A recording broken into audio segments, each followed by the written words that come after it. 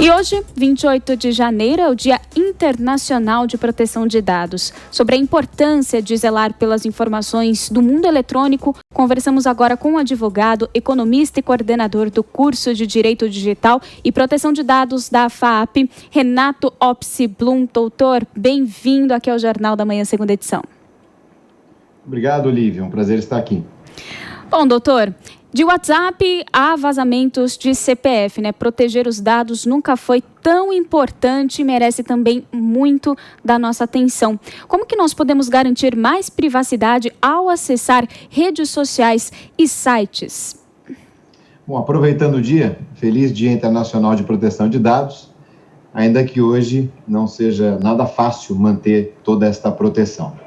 E como realmente isso é um desafio, nós temos que contar com vários recursos para tentar proteger um pouco mais os nossos dados pessoais.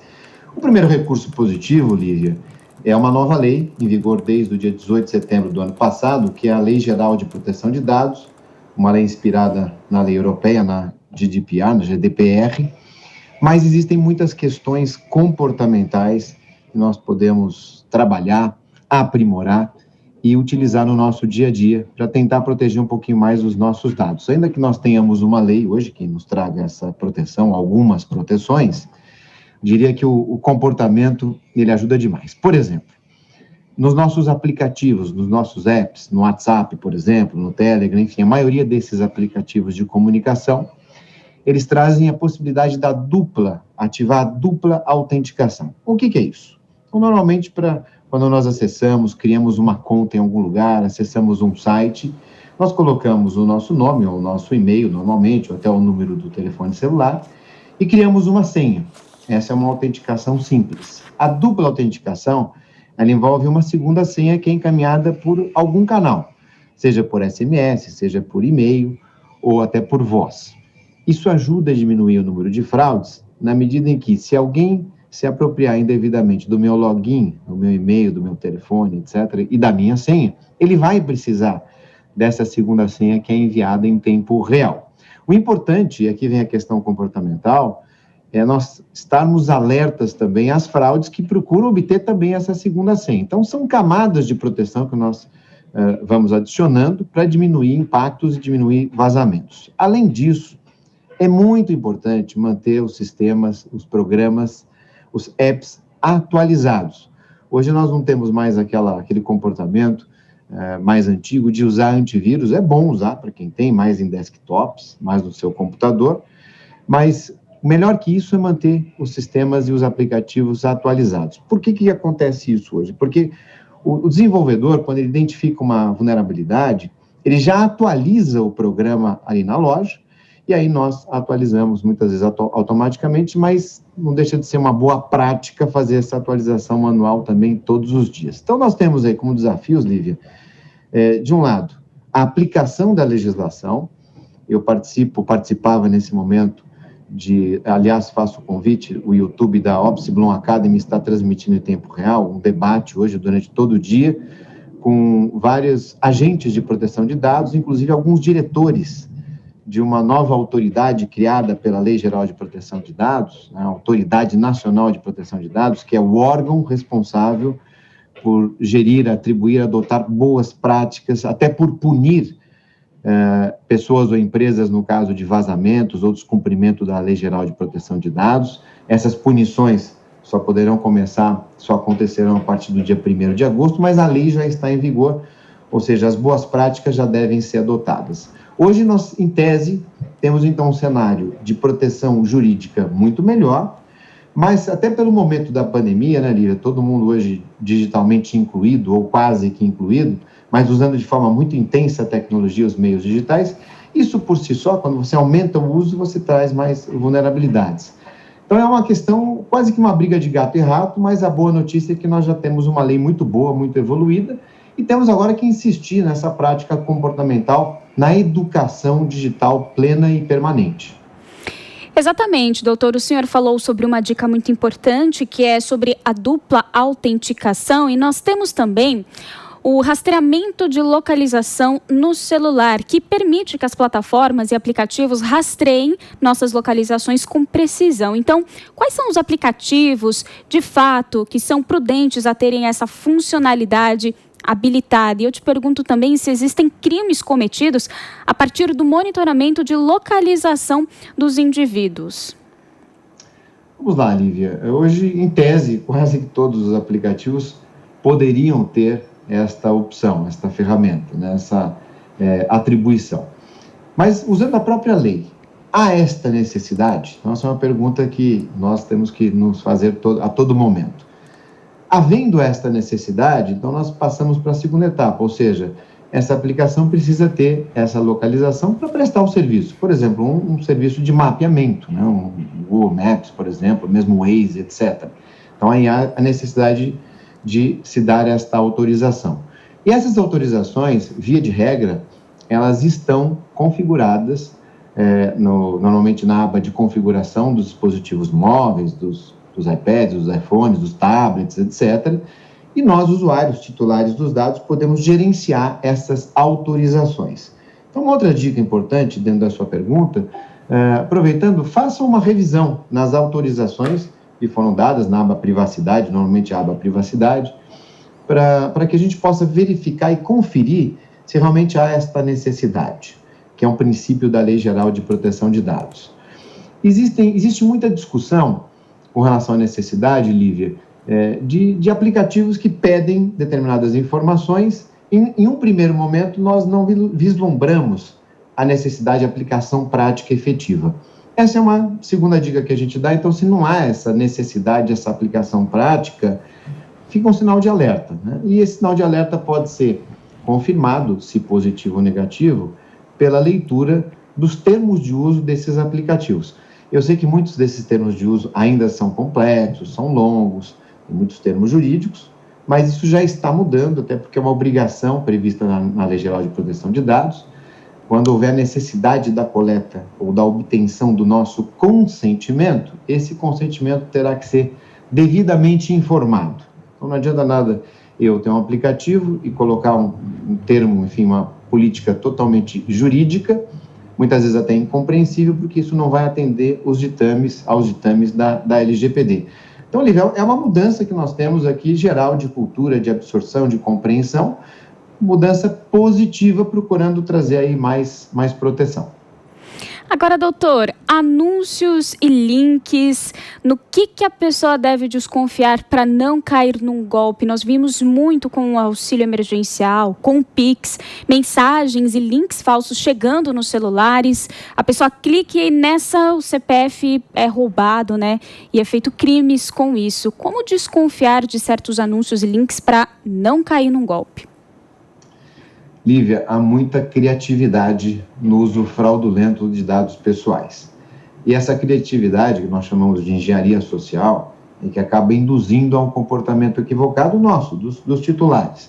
Então, são armadilhas que são colocadas procurando haver uma certa vinculação de um determinado fato a uma situação. Então, por exemplo, normalmente quando nós temos eleições, há um aumento proporcional, entre aspas, natural, de mensagens envolvendo esse tipo de fato. E é muito comum, como você colocou, Lívia, a colocação de links para que as pessoas cliquem para atualizar um cadastro, para verificar um fato, muitas vezes inexistente, para acessar um site fraudulento, copiado, né, ou até clonado, enfim. Há uma indução de um comportamento que pode gerar uma certa vulnerabilidade. Então, a primeira dica que a gente dá nesse ponto da tecnologia, do link que você mencionou, evitar a todo custo clicar em link. Para quem usa desktop, quando a gente passa o mouse, né, com a setinha do mouse em cima do link, a maior parte dos aplicativos, dos sistemas operacionais, eles mostram o real endereço do link. E a maior parte das fraudes não vincula sequer o endereço do link ao endereço daquela função, daquela aplicação, daquele serviço.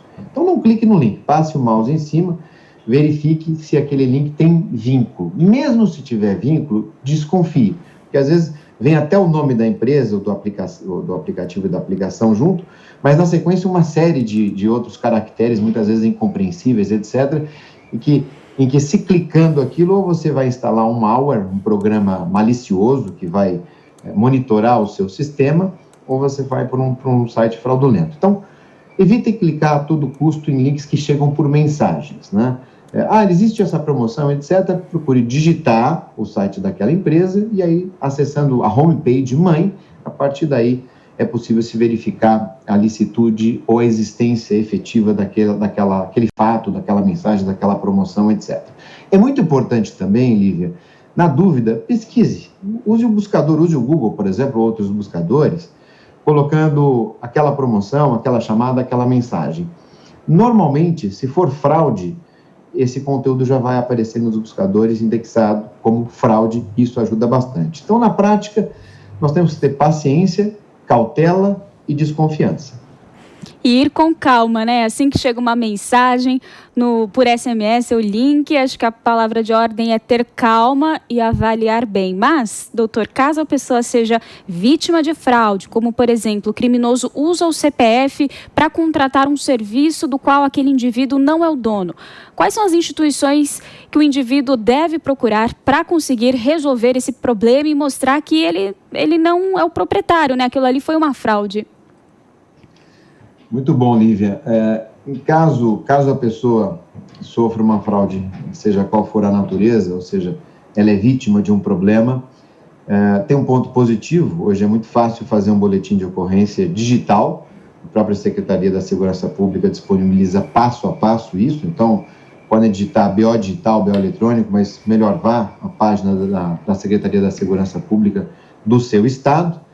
E a maior parte, né, das secretarias disponibilizam esse boletim digital. Aqui em São Paulo, isso é muito didático e muito efetivo, até para que aquele fato entre nas estatísticas que propiciam uma investigação mais detalhada. Além disso, procurar os sites de proteção ao crédito, fazer essa comunicação, use as suas redes sociais, os seus contatos, né, para informar os seus amigos, os seus seguidores, que isso está acontecendo. Uma fraude que está acontecendo muito agora, muita gente fala, é clonagem de WhatsApp. Na realidade, não é o uso indevido de uma imagem, de uma fotografia nossa, vinculada a um outro número telefônico, que não mais o nosso, mas a pessoa acaba se passando pela pessoa a partir de contatos que ela obtém dessa pessoa e induz essa pessoa a erro. Por isso que a questão da paciência é muito importante, né, Lívia?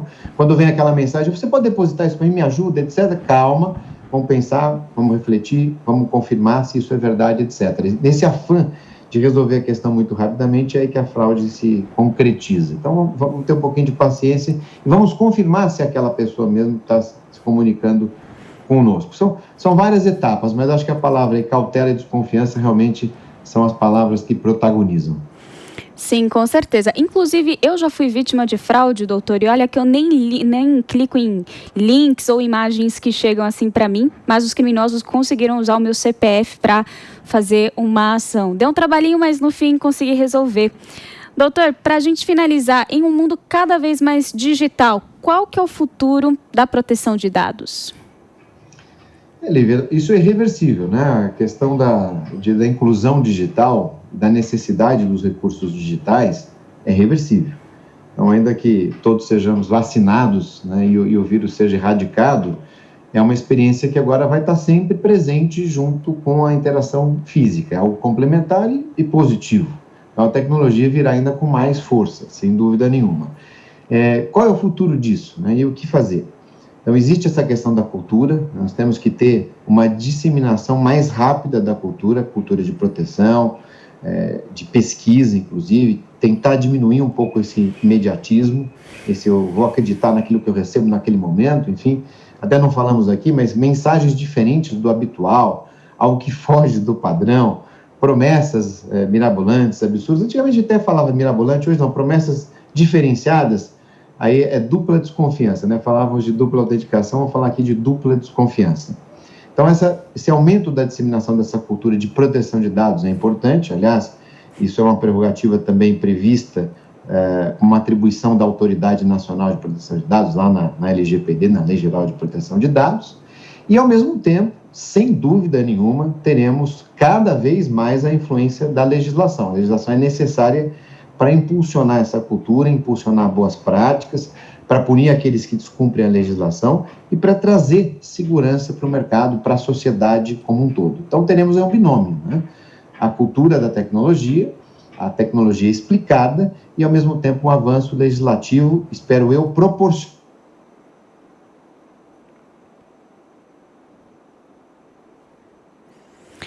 Bom, nós tivemos um probleminha com a conexão. Nós estávamos conversando com o advogado, economista e coordenador do curso de Direito Digital e Proteção de Dados da FAP, Renato Opsi Blum. Foram dicas muito valiosas de hoje, esse Dia Internacional da Proteção de Dados.